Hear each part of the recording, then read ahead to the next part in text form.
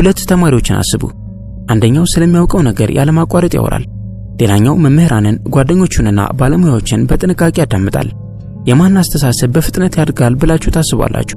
አድማጩ ተማሪ ከበርካታ ምንጮች ዕውቀትን ይወስዳል። አውሪው ተማሪ ግን የነበሩትን እምነቶቹን ብቻ እያጠናከራቸው ይሄዳል። እድገት ግብአትን ይፈልጋል። ማዳመጥ ደግሞ በርካታ ግብአቶችን ማከማቸት ነው። ከሰዎች ጋር አስፈላጊ ውይይቶችን በምታደርጉበት ወቅት ዝምታ ትልቅ መሳሪያ ሊሆን ይችላል። አንድ ሰው አውርቶ ሲጨርስ የተወሰነ ቆም በሉ። ቃላቶቻቸው እርጋታ እንዲያገኙና እንዲሰግኑ ፍቀዱላቸው። ይህቺ ቆም ማለት ሁለት ነገሮችን ታደርጋለች። አንደኛ ቁም ነገረኝነትን ታሳያለች። ሁለተኛ ደግሞ ንግግራቸውን እንዲቀጥሉ ትጋብዛለች። ይህ ሲሆን ብዙ ጊዜ ሰዎች ተጨማሪ መረጃን ያወጣሉ። ምክንያቱም ዝምታ ስነልቦናዊ ጫናን ይፈጥራል። እናም ሰዎች ያንን ጫና በቃላት ለማቃለል ይሞክራሉ። እያንዳንዱ ቃል እኩል ክብደትን ሊሸከም አይገባውም። በጥንቃቄ ማዳመጥ ተአማኒነትን እንድትገመግሙ ይረዳችኋል። በጊዜ ሂደትም የማን ቃላት ዋጋ እንዳላቸው፣ የማን ቃላት ደግሞ ተራ ጩኸት ብቻ እንደሆኑ ትማራላችሁ። በትክክል ማዳመጥ ካልቻላችሁ ሁሉም ነገር እኩል ይጮሃል። ማዳመጥ ስትችሉ ግን ተገቢውን መልእክትና ሁከትን ትለያላችሁ። ሰዎች በቃላቶቻቸው ብቻ የሚዋሹት አልፎ አልፎ ነው። በድምጻቸው ቃና፣ በማመንታት፣ በጥርሰት ወይም ኮንትራዲክሽን እንዲሁም ከመጠን ባለፈ ማብራሪያ ይዋሻሉ። ጠንቃቃ አድማጭ እነዚህን ምልክቶች ያስተውላል። የንግግራቸው ምት ሲቀየር፣ በራስ መተማመናቸው ሲወርድ ይመለከታል። የሚሰጧቸው ተራ የሚመስሉ ዝርዝር ጉዳዮችም ሲለዋወጡ ያያል። ሰዎች የሚናገሩት የፈጠሩትን የውሸት ታሪክ ከሆነ ብዙውን ጊዜ አላስፈላጊ ማሳመሪያዎችን ሲጨምሩ ማስተዋል ትችላላችሁ። ከመጠን ያለፈ ዝርዝርና ከመጠን ያለፈ ማመካኛም ይኖራቸዋል። ማዳመጥ እነዚህን ነጥቦች እንድትመለከቱ ያግዛችኋል። ነገር ግን ነጥቦቹ የሚጋለጡት እናንተ ለማስተዋል በቂ ትዕግስት ሲኖራችሁ ብቻ ነው። እስኪ መርማሪዎችን፣ ተደራዳሪዎችን፣ የሥነ ልቦና አማካሪዎችንና የመሳሰሉትን ስልታዊ የሆኑ ሙያዎችን ወይም ፕሮፌሽኖችን አስቧቸው።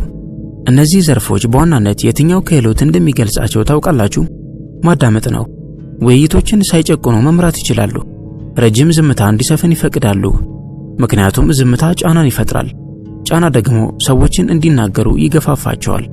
ለዚህም ነው እናንተ በዝምታ ምቾት ሲሰማችሁ ሌሎች በንግግር ይሞሉታል። በንግግር ሲሞሉት ደግሞ ራሳቸውን ያጋልጣሉ። ቃላት ምንም ክፍያን አይጠይቁም። ማንኛውም ሰው ቃል መግባት ይችላል።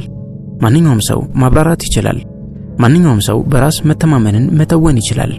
ነገር ግን ማዳመጥ ስትችሉ እናንተ ትወናን ከቁም ነገሩ ለይታችሁ እንድትመለከቱ ያስችላችኋል። ወጥነትንና ተደጋጋሚነትን ታስተውላላችሁ። በንግግርና በተግባር መካከል ያሉ ክፍተቶችን ታያላችሁ። ማጋነንን ታውቃላችሁ። በጥንቃቄ የሚያዳምጠን ሰው ለማታለል አስቸጋሪ ነው። ምክንያቱም ማታለል የተመሰረተው በቸኮልና በፍጣን ትኩረት ላይ ነው። ሰዎች ጭብጨባን ሳይሆን ዕውቅና ማግኘትን ይራባሉ። እንደተረዳችኋቸው፣ እንደተሰሙና እንደታዩ እንዲሰማቸው ይፈልጋሉ። ሰዎችን በትክክል ስታዳምጧቸው እንደተከበሩ ይሰማቸዋል። ዋጋ እንዳላቸውና ደህንነታቸው እንደተጠበቀላቸው ይሰማቸዋል። ሰዎች ደህንነት ሲሰማቸው ታማኝ ይሆናሉ። መርሳት የሌለባችሁን እውነት ልንገራችሁ። ብዙ ጊዜ ጭቅጭቆች የሚነሱት ካለመስማማት አይደለም። ጭቅጭቅ የሚነሳው ሰዎች ችላ እንደተባሉ ሲሰማቸው ነው። ማዳመጥ እንዲህ አይነቱን ውጥረት ቀድሞ ያሟሟዋል። ምክንያቱም ከመስማማት በላይ መደመጥ ብዙ ጊዜ ትልቅ ዋጋ አለው። ይህንን አስታውሱ። በሰዎች ንግግር መሃል ጣልቃ የመግባት ፍላጎትን መቋቋምና መግታት ትልቅ ስነ ስርዓት መላበስን ይጠይቃል። ሰዎችን የማረም ፍላጎትን መግታት ስነ ስርዓትን ይጠይቃል። ሰዎችን የመቆጣጠር ፍላጎትን መቋቋም ስነ ስርዓትን ይጠይቃል። ይህም የሚያመጣው ተጽዕኖ አለ። ሰዎች የሚያዳምጣቸውን ሰው ያምናሉ፣ ልባቸውንም ይከፍቱለታል፣ ብዙ ነገራቸውንም ያካፍሉታል፣ አመለካከቱን መስማትም ይፈልጋሉ።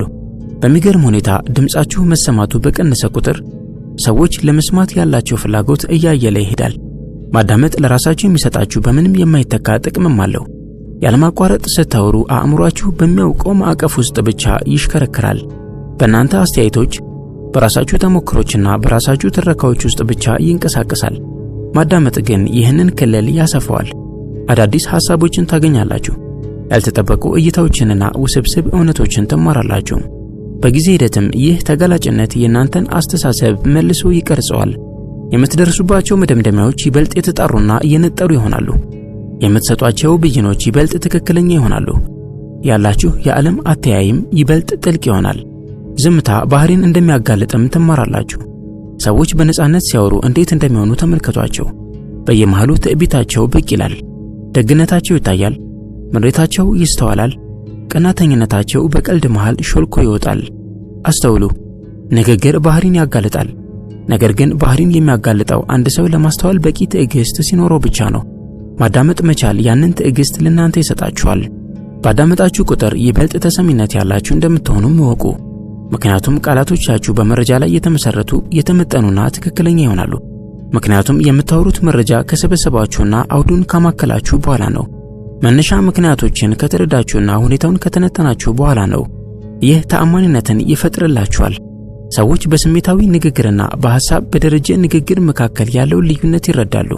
በሐሳብ የደረጀ ንግግር ደግሞ ሁልጊዜም ቢሆን የተሻለ ተጽዕኖ አለው። አንድ ኃይለኛ ልማድ ቸኩለው የሚያወሩ ሰዎችን ከብስል ተናጋሪዎች ይለያቸዋል። የመዘግየት ጥበብ። ወዲያውኑ ምላሽ ከመስጠት ይልቅ የተወሰነ ቆም በሉ። መልእክቱን አስቡበት፣ ውጤቱን አስቡበት፣ ሐሳቡን አስቡበት፣ ከዚያ ተናገሩ። ይህ አጭር መዘግየት የውይይቶችን አቅጣጫ ይቀይራል። የስሜት መለዋወጥን ያስወግዳል፣ ግልጽነትንም ይፈጥራል። ግልጽነት ደግሞ ከአላስፈላጊ ጉዳት ይከላከላል። ማዳመጥ የጥንካሬ መገለጫም ነው። ዝምታ ብዙ ጊዜ እንደ ድክመት ይቆጠራል። ነገር ግን እውነተኛ ዝምታ በራስ መተማመንን ይጠይቃል። ራሳችሁን ለማሳየት ላለመሞከር በቂ የሆነ መረጋጋት ሊኖራችሁ ይገባል። ሌሎች እንዲናገሩ ለመፍቀድና ሌሎችን ለማስደመም ሳትቸኩሉ ለማስተዋል በቂ መረጋጋት ሊኖራችሁ ይገባል። በራሳቸው የማይተማመኑ ሰዎች ዝምታን በጩኸት ይሞሉታል። በራሳቸው የሚተማመኑ ሰዎች ግን ዝምታን የሚሞሉት በትኩረት ነው። መርሳት የሌለባችሁን ነጥብ ልጨምርላችሁ። እድሎች ብዙውን ጊዜ ተራ አስተያየት መስለው ይመጣሉ። ስለ አንድ ፕሮጀክት የተሰጠ አላፊ አስተያየት፣ ላልተፈታ ችግር የተሰጠ ቅሬታ አሊያም የወደፊት እቅዶችን አስመልክተው የተሰጠ ፍንጭ መስለው ይመጣሉ። በዚህ ጊዜ በማውራት ከተጠመዳችሁ ምልክቶቹን አታገኟቸውም። ነገር ግን ትኩረት ሰጥተው የሚያዳምጡ ሰዎች ወዲያውኑ ያገኟቸዋል። ምክንያቱም እድል በውይይቶች ውስጥ ትደበቃለች። ጠንካራ ተናጋሪዎች ጥቂት ቃላትን ይጠቀማሉ።